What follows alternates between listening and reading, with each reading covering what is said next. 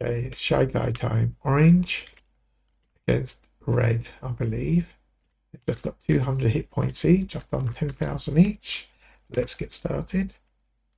Nice colours, very bright. They've only got 200 hit points. Here they go in for the first attack. And they're circling. And we'll just put it into real time.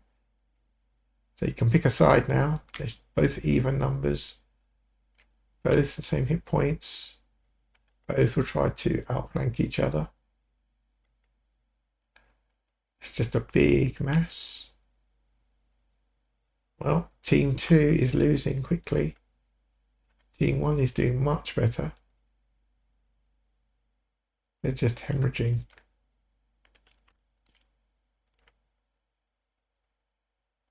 Because it's even Stevens. Regardless, one side is just... We're going to have to check the hit points, actually. 200 for red.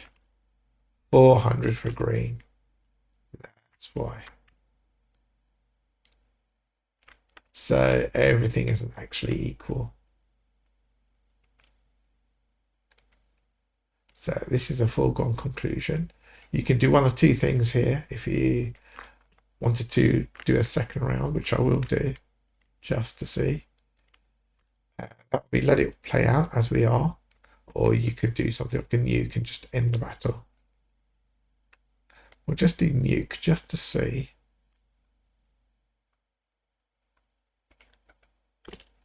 What it says to who wins regardless.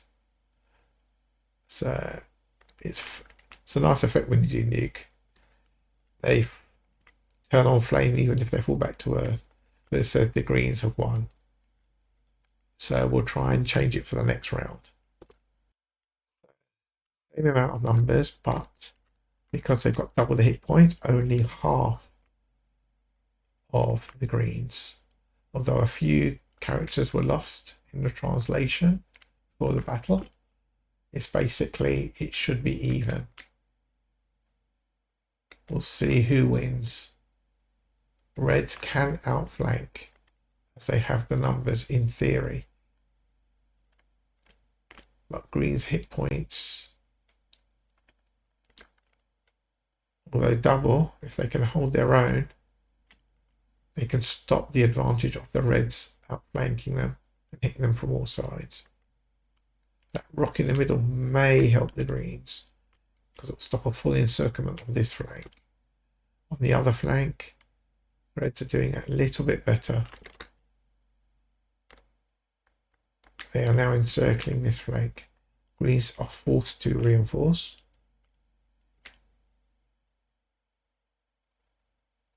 But the reds only have so many if they start losing.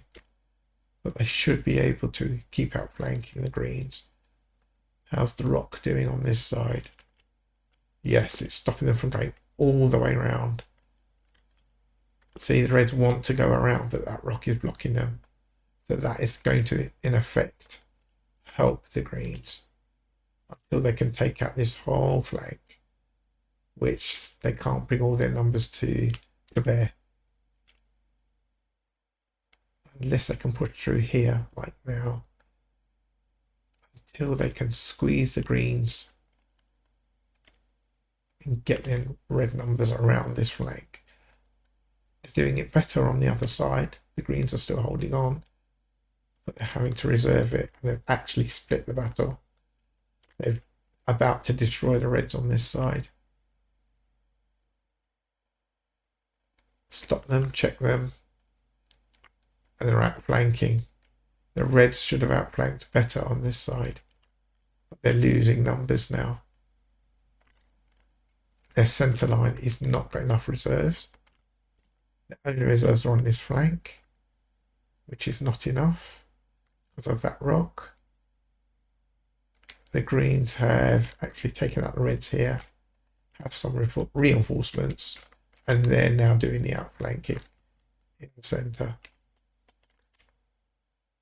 And they're encircling the reds, taking out the centre, completely, leaving only this blank and the reds, which is not enough to take out all these greens. So the greens have become too powerful.